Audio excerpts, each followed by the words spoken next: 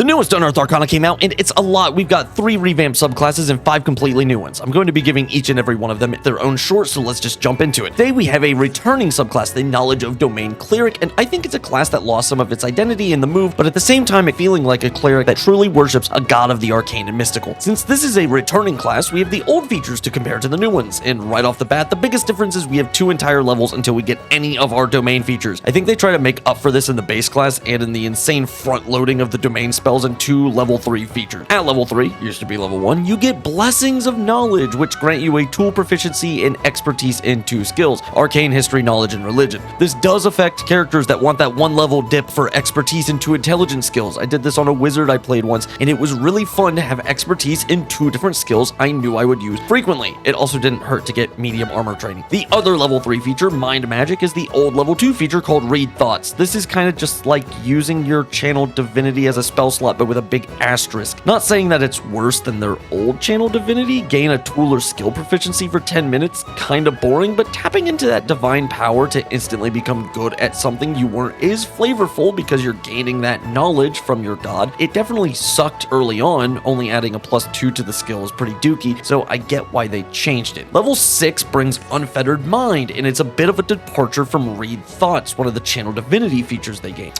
I'll be 100% with you.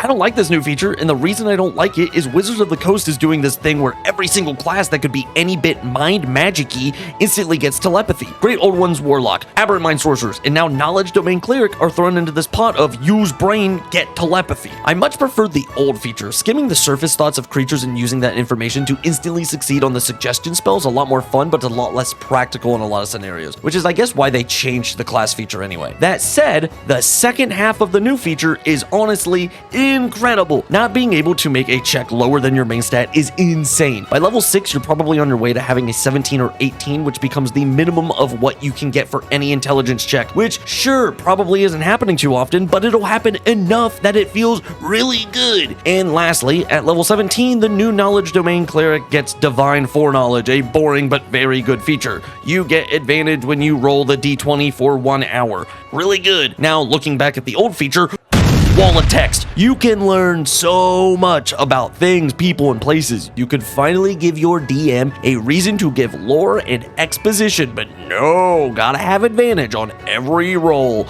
Boo.